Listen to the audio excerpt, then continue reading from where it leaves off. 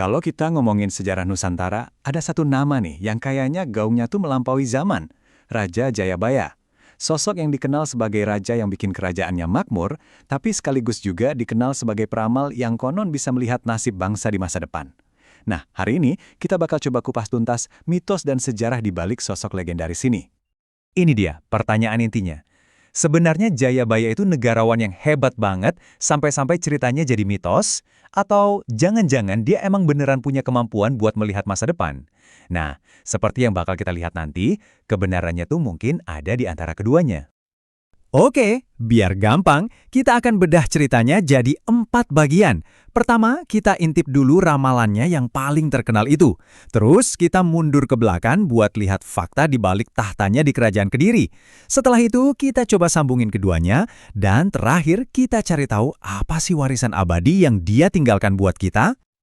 Yuk, kita mulai dari bagian yang paling bikin penasaran dari cerita Jayabaya, yaitu ramalan-ramalannya yang misterius, yang udah membentuk cara pandang banyak generasi tentang masa lalu dan masa depan Nusantara.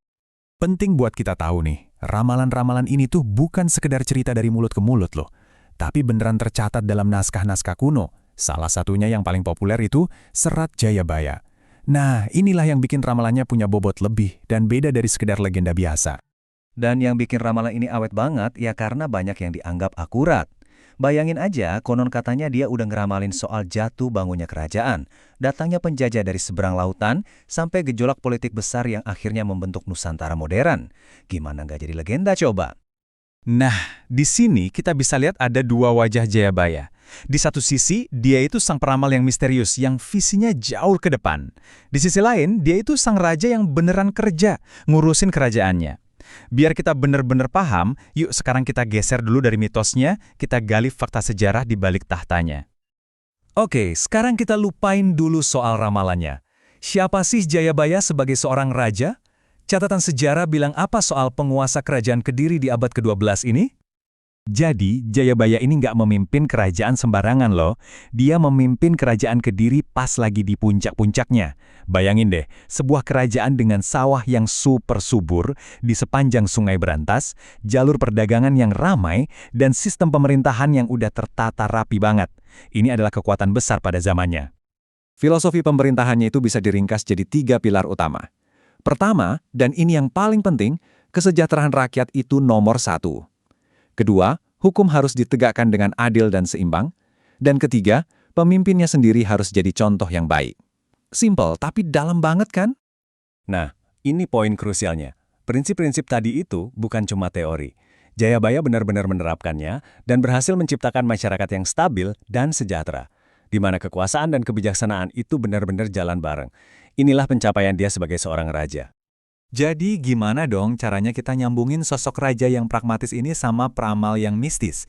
Nah, disinilah ceritanya jadi makin menarik. Ternyata fakta dan mitos ini saling terkait, bahkan saling menguatkan. Inilah kuncinya. Ramalan-ramalan itu kemungkinan besar bukan prediksi gaib tentang masa depan, tapi lebih kayak komentar cerdas tentang masa kini. Ramalan itu berfungsi sebagai cermin kondisi sosial dan politik pada zamannya, sebuah alat buat ngasih petunjuk, peringatan, dan juga harapan buat rakyatnya. Kecerdasan Jayabaya itu kelihatan banget dari caranya menggunakan budaya sebagai alat pemerintahan. Dia itu mensponsori karya sastra besar seperti Bharatayuda. Tujuannya bukan cuma buat hiburan, tapi ini semacam kurikulum buat ngajarin etika kepemimpinan, strategi, dan sejarah ke para pejabat dan masyarakatnya. Cerdas banget ya. Jadi gambaran lengkapnya mulai kelihatan nih.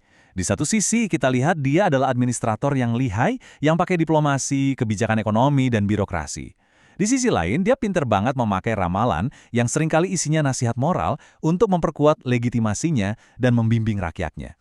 Jadi, yang mistis dan yang praktis itu bukan bertentangan, tapi justru jadi dua alat andalannya. Pada akhirnya, apa sih yang bikin kisah raja dari abad ke-12 ini begitu abadi?